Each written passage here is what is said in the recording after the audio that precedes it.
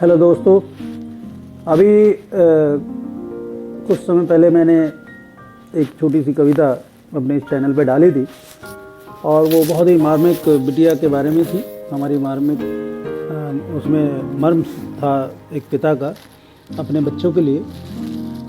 जैसे कि मैंने कहा था कि मैं कुछ अगर इसका कोई रेस्पॉन्स मुझे मिला, कुछ मुझे लोगों ने देखा इसको अच्छा है या गलत है, तो उसके बाद मैं अपनी कुछ चुनिंदा रचनाएं जो मैंने फेसबुक पे डाली भी थी उनको मैं इस चैनल पे शेयर करूँगा।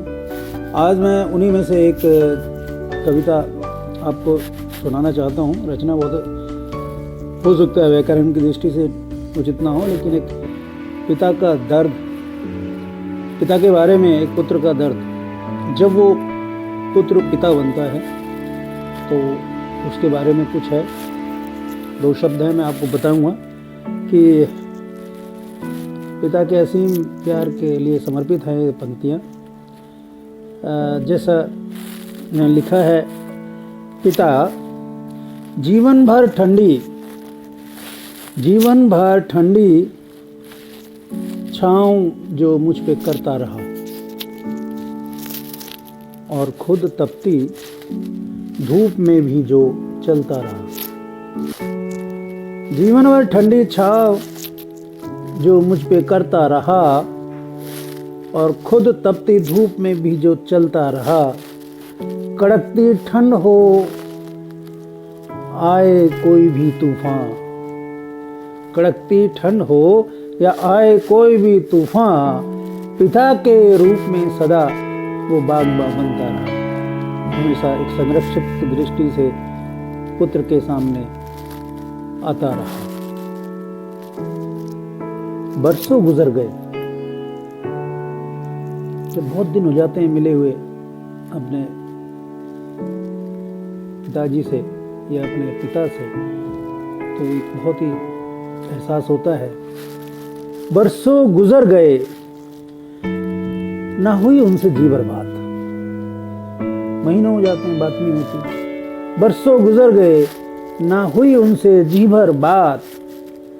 वक्त के हाथों कैद हो गए जैसे ये सब हालात। वक्त के हाथों कैद हो गए जैसे ये सब हालात। आज देखा जो स्नेह से मुझे उन्होंने एक बार, कभी कभी होता है सामने पड़ जाते हैं। आज देखा जो स्नेह से उन्होंने मुझे एक बार। उनकी आंखों में हो जैसे प्यार की बरसात, उनकी आंखों में हो जैसे प्यार की बरसात। जीवन भर उनके प्यार को मैं तरसता रहा, जो खुद तपती धूप में भी चलता रहा।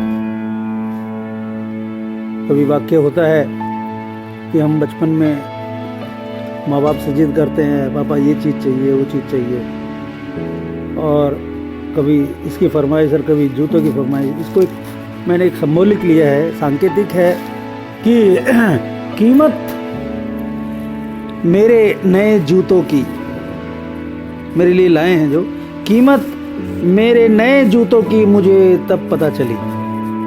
कब? कीमत नए जूतों की मुझे तब पता चली, पिता की जूतियों की देखी फटी हुई तली।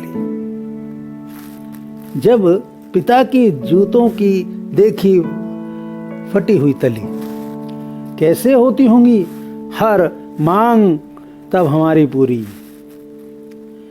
बच्चों की अब हमें हर जरूरत पूरी करनी पड़ी। उनकी हर जरूरत अब मैं पूरी करता रहा और मैं भी खुद तपती धूप में चलता रहा।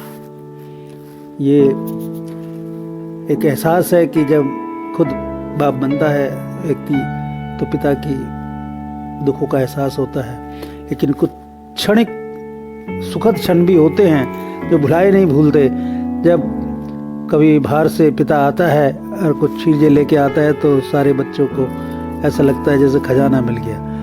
एक बात याद आती है कि कभी आए बाबा मिठाई लेके आए तो उस मिठाई में क्या रस होता है ये मैं बताता हूँ आपको कि अब वो मिठास कहाँ, अब वो मिठास कहाँ महंगे खान पान में, अब वो मिठास कहाँ महंगे खान पान में, मिलती थी जो हर शहर की महंगी दुकान में। अब वो मिठास कहाँ महंगे खान पान में, मिलती थी जो शहर की महंगी दुकान में। और याद आती है नुक्कड़ की जलेबियाँ, याद आती हैं वो नुक्कड़ की जलेबियाँ, लाते महीने की पगार से और खाते थे दलान में। पिताजी की तनख्वाह मिलते ही पता चलता था आज मीठा आएगा। लाते थे पगार से, या लाते महीने की पगार से और खाते दलान में। गौतम मृदुल मीठे बचपन को मैं तरसता रहा, तब कड़वे बोल अपने को ही सुनता रहा, तब कड़वे बोल मैं अपने को ही सुनता रहा। और जीवन भर ठंडी छाँव जो मुझ पे करता रहा, जीवन भर ठंडी छाँव जो मुझ पे करता रहा, खुद तपती धूप में वो सदा चलता रहा। कड़कती ठंड हो या आए कोई भी तूफान, पिता के रूप में सदा वो बागवान बनता रहा, पिता के रूप में वो सदा बागवान बनता रहा। धन्यवाद। आपको इस कविता का जो मर्म है वो समझ में आए। हो सकता है व्याकरण की दृष्टि से मैं कच्चा हूँ तो मैं कुछ ना कुछ उल्टा सीधा लिख दिया होगा, लेकिन ये अंदर दिल की आवाज़ है जो मैंने अभी आपको बताई। इसे देखें, इसे पूरा देखें, महसूस करें और अपना प्यार दें। आगामी कड़ी में, आज मैं पिता की बात ले रहा हूँ तो आगामी कड़ी में मैं माँ का जो प्यार है वो आपको अपनी कविता के माध्यम से दिखाऊंगा। इसी के साथ मैं आपसे विदा लेता हूँ। धन्यवाद। मेरे इस कविता को शेयर करें और इस चैनल को सब्सक्राइब करें, अगर नहीं किया है तो लाइक करें। धन्यवाद।